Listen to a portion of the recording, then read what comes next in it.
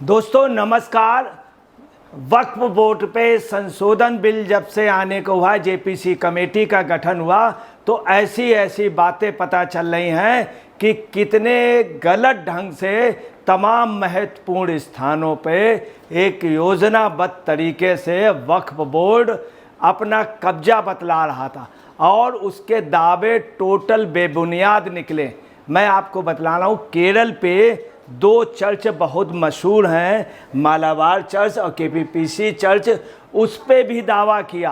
अब मालाबार चर्च के वहाँ से बिशप और उनके फादर तमाम लोग दिल्ली पे आए, उन्होंने सचिवालय पे बात की, जेपीसी कमेटी पे बात की और पूरे केरल में तमाम स्थानों पे प्रदर्शन चल रहा है। एक ही नहीं, कई महत्वपूर्ण द्वीप पे भी कब्जा किया। अब देखिए, केरल में 600 परिवारों की ज़मीन पर दावा करने की वक्फ बोर्ड की योजना के खिलाफ शिरो मालाबार चर्च खड़ा हुआ। भाजपा ने समर्थन दिया। केसीबीसी और शिरो मालाबार पब्लिक अफेयर्स कमीशन दोनों ने वक्फ संशोधन विधेयक पर संसद के संयुक्त समिति से स्थिति को सुधारने के लिए शीघ्र और निर्णायक कार्रवाई करने और यह सुनिश्चित करने को आह्वान किया है कि भविष्य में वैध रूप से स्वामित्व वाली भारतीय निवासियों की संपत्तियों पर इस तरह के दावे दोबारा वक्फ बोर्ड ना करे। आप देखिए, केरल से जाके केरल में तमाम स्थानों पे धरने प्रदर्शन चल रहे हैं और आ करके केसीबीसी और शिरो मालाबार के चर्च ने रिक्वेस्ट की गवर्नमेंट से, की जेपीसी से कहा कि इस तरह की ये जो वारदातें हो रही रोके जाए। वक्फ बोर्ड आगे चल के कहीं पर भी पूरे देश में, उन्होंने स्पष्ट कहा है कि पूरे देश में इस तरह से गलत ढंग से अपना दावा ना पेश करे और कब्जा करने की कोशिश मत करे। इस पे सरकार ध्यान दे और जेपीसी के सदस्य दें।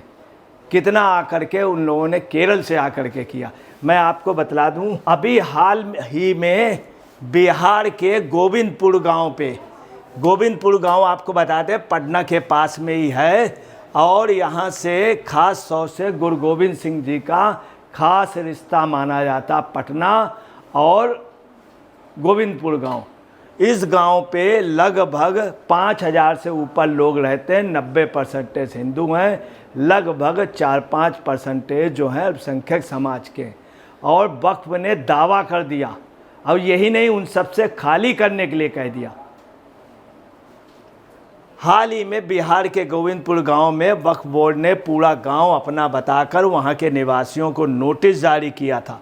आप देखिए, नोटिस जारी कर दी, जबकि वो गांव जो है कई 100 साल से उस पे लोग रह रहे हैं और नोटिस इन लोगों ने जारी कर दिया वक्फ बोर्ड के, जबकि उनके पास बाकायदे पट्टे हैं, मकान के नंबर हैं, बहुत पहले से वहाँ पे खेतों के लगान दे रहे थे। उनके ऊपर 70-80 साल पहले के फौजदारी दीवानी के मामले, उन लोगों के पास ज़मीन का, चकबंदी का, उनके पास वोटर लिस्ट, तमाम आज़ादी से पहले के उनकी फैमिली की हिस्ट्री। उस गांव में 2-3 लोगों को अंग्रेज़ों के ख़िलाफ़ लड़ने पर फांसी हुई थी, जिसके रिकॉर्ड 1945 से पहले के सब कुछ होने के बावजूद भी ये वक्फ बोर्ड ने कह दिया मेरा है और तुरंत खाली करिए। और वक्फ बोर्ड ने टाइम दे दिया कि इतने समय के अंदर सारा सामान हटा लीजिए, बिल्कुल खाली करके जाइए। यही नहीं, गोविंदपुर जो पटना से 30 किलोमीटर दूर स्थित है और जिसकी जनसंख्या लगभग 5000 है, 90% हिंदू आबादी वाला गांव है, वक्फ बोर्ड ने गांव के 7 लोगों को नोटिस जारी करते हुए ज़मीन खाली करने की चेतावनी दी है और चेतावनी भी दे दी। आप देखिए किस तरह से अब कितना, अगर ये वक्फ बोर्ड के अमेंडमेंट बिल ना आता तो आप समझ लीजिए तमाम बातें पता नहीं चलती, तमाम बातें नहीं पता। यही नहीं, आपको बतला दें, दिल्ली के 6 प्रमुख मंदिरों पर दावा ठोकने की खबर से जहां सनसनी फैली थी, यह खुलासा 2019 की एक रिपोर्ट के आधार पर हुआ, जिसमें बताया गया कि इन मंदिरों की ज़मीन वक्फ बोर्ड की संपत्ति नहीं थी, परंतु तब भी वक्फ बोर्ड दावा करता है। ये दिल्ली में जगह है और वहाँ पे लोग जा कर के अपनी इबादत और जाके नमाज भी पढ़ने लगे। और यही नहीं, दिल्ली के तमाम मंदिरों पे दावा है, आज से नहीं पहले से, परंतु लोग वहाँ के हिंदू लोग नज़रअंदाज कर देते हैं कि तमाम स्थानों पे इनका दावा है। आपको ये भी बतला दें, इसके पहले भी और भी कई महत्वपूर्ण स्थान थे पुरातत्व विभाग के, उस पे भी इन लोगों ने वक्फ बोर्ड ने दावा किया था, जबकि कोर्ट जो है इस पे ऑलरेडी फैसला दे चुकी है कि वो वक्फ बोर्ड की जगह नहीं है। आपको ये भी हम बतला दें कि ये तो गनीमत है, इन सब के अलावा भी कूड़ेदान में भी इन्होंने अपना दावा किया है। कूड़ेदान पर भी वक्फ बोर्ड ने दावा किया। ये एक बड़ी महत्वपूर्ण और बड़ी ताज्जुब की बात है कि कूड़ेदान पे और डीटीसी बस स्टैंड पे, डीडीए की अन्य ज़मीनों पे और साथ में वहाँ के आपको कूड़ेदान का बता दें, कूड़ेदान के पास कुछ लोगों ने जानबूझ करके, अल्पसंख्यक समाज के लोगों ने वहाँ पर कबाड़ का काम शुरू किया। कबाड़ बढ़ते बढ़ते वहाँ के पार्क, आसपास के क्षेत्र में, फुटपाथ पे, आधी रोड पे कब्जा के बाद ये हुआ कि कूड़ादान ही हटा दो, इस पे पूरे कबाड़ का कारोबार होगा। तो वक्फ बोर्ड ने दावा कर दिया। ये दिल्ली की पोजीशन है। और यही नहीं कि एक 4 लेन रोड निकल रही, वहाँ पर भी दावा किया, और मेडिकल की काफ़ी ज़मीन पे दावा किया। कूड़ेदान के अलावा तमाम ऐसे महत्वपूर्ण जगह, डीटीसी बस स्टैंड, इनमें भी दावा किया। आपको ये भी बतलाते चलें कि यही नहीं, 2006 में 1.2 लाख करोड़ एकड़ ज़मीन पे इनका दावा था। ये जब दावे बढ़े हैं तो हमेशा कांग्रेस की गवर्नमेंट पे बढ़े हैं, हमेशा जब भी बढ़े हैं तो कांग्रेस की गवर्नमेंट पे बढ़े। आप यहाँ से अंदाज़ लगा लीजिए मनमोहन जी के कार्यकाल में वक्फ बोर्ड ने किस तरह से दावे किए हैं, आप खुद अंदाज़ लगाइए कि और कितने बड़े बड़े दावे पेश किए हैं वक्फ बोर्ड ने। 2006 में मनमोहन सिंह की गवर्नमेंट पे आने पर 1.2 लाख करोड़ एकड़ ज़मीन पे दावा था। इसके बाद जब मनमोहन सिंह की गवर्नमेंट रही तो 2009 में 4 लाख एकड़ ज़मीन हो गई। 4 लाख एकड़ ज़मीन, 4 लाख एकड़ ज़मीन पर दावा हो गया। आप देखिए किस तरह से बढ़ता चला गया। यही नहीं, 2013 में बढ़ करके ये जो है ज़मीन लगभग 8 लाख एकड़ हो गई। मनमोहन सिंह के समय 2013 में 8 लाख एकड़ हो गई, 9 लाख के लगभग आ गई। 2013 में मनमोहन सिंह के गवर्नमेंट में 9 लाख एकड़ ज़मीन पे दावा हो गया और उसको प्रूव भी कर दिया कांग्रेस की गवर्नमेंट।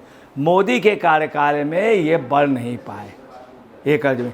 इसके पहले आपको बता दें, कांग्रेस की सरकारें जब जब आईं तो ये ज़मीन बढ़ती चली गई। रेलवे के बाद और सेना के बाद सबसे ज़्यादा ज़मीन वक्फ बोर्ड पर है। ये वो ज़मीन है जो रजिस्टर्ड है और तमाम जगह वक्फ बोर्ड का दावा है। अभी हिमाचल प्रदेश में एक मस्जिद का मामला आपने सुना होगा। उस मस्जिद में जो सबसे बड़ी बात ये आई, वहाँ पे अवैध रूप से बना तमाम स्थान, तमाम वहाँ पे इबादत गाह अवैध रूप से, और वक्फ बोर्ड अपना दावा। यही पोजीशन उत्तराखंड में किसी समय वहाँ पर बिल्कुल भी वक्फ बोर्ड की संपत्तियाँ नहीं थीं, बहुत ही ना के बराबर थी। आज उत्तराखंड, हिमाचल में वक्फ बोर्ड ने इतनी तमाम स्थानों पे दावा कर दिया। वहाँ पे संजोल पे जो मस्जिद बनी उस पे हिमाचल पे काफ़ी बवाल हुआ संजोली पे, और तब ये चीज़ तब उभर के आई जब एक बड़े व्यापारी को वहाँ पे हमला किया गया, उससे पैसे छीन लिए गए, तब ये बात है। यूपी के कौशाम्बी में आपको बता दें, आप यहाँ से अंदाज़ लगा सकते हैं, उत्तर प्रदेश के कौशाम्बी में अभी क्या हुआ कि वहाँ पर एक मुकदमा चला लगभग 78 साल तक, जिसमें 74 साल पूरे मुकदमे की तारीखें लगी। 74 वर्ष तक एक मुकदमा चला जिसमें वक्फ ने दावा कर दिया था 96 एकड़ ज़मीन को, 96 एकड़ ज़मीन पे दावा किया था। अब जाकर के वो ज़मीन जाके मिली है, और वक्फ ने क्या कहा था, अलाउद्दीन खिलजी साहब, अलाउद्दीन खिलजी को अलाउद्दीन खिलजी यहाँ पे एक हमलावर था और लुटेरा था। अलाउद्दीन खिलजी को माफ़ीनामा में ये जगह दी गई थी। देखिए मतलब कितनी ताजुब की बात, अलाउद्दीन खिलजी को माफ़ीनामा दिया गया था। उसमें ये भी कहा गया अलाउद्दीन खिलजी साहब एक लुटेरा था यहाँ पर, उसके लिए साहब कह के। और ये अब जब कोर्ट ने जब फैसला दिया, ये सिर्फ योगी की सरकार में हिम्मत थी और मोदी की सरकार पे, डबल इंजन सरकार ने, इन्होंने उस ज़मीन का जब फैसला आया तो 2022 में उस सरकारी ज़मीन पे लिया, सरकारी उस पे किया। ऐसे एक नहीं, तमाम मामले ऐसे आ रहे हैं कि जिसमें इस तरह के, अब आपको बतला रहे हैं कि वामपंथी लोग, कांग्रेस के लोग कभी भी इन सब का विरोध नहीं किया। इन लोगों ने संरक्षण दिया। ममता बनर्जी वक्फ के नाम पर ममता बनर्जी ने काफ़ी संपत्तियां बढ़ा दी। तो तमाम पूरे देश में पोजीशन, केरल में, तमिलनाडु में एक हिंदू गांव था उसको भी बता दिया। यही नहीं, बंगाल में तमाम आप सुने विधानसभा और साथ में ममता बनर्जी का कार्यालय, यही पोजीशन साउथ में महत्वपूर्ण जगह पर दावा है वक्फ बोर्ड ने किया। अब केरल की जिस जगह है उसमें और भी चौंकाने वाली बात यह है, एर्नाकुलम ज़िले में मुनवम व चौड़ाई व पल्लीकल जैसे द्वीप जो महत्वपूर्ण है, इस पे भी वक्फ बोर्ड कब्जा किए हुए है। ताजुब की बात, यही नहीं, गुजरात में भेट द्वारका पे भी यही किया था, उस द्वीप पे कब्जा किया, मगर मोदी ने एक्शन लेकर के उस द्वीप को बचाया किसी तरह से। तो कुल मिलाकर के ये पोजीशन है कि वक्फ के नाम पर बहुत बड़ा धोखाधड़ी हो रही थी। बिल में अमेंडमेंट से इन लोगों की अब शिकायतें आ रही, अब पोल खुल रही है। दोस्तों नमस्कार, मैं अजय पत्रकार।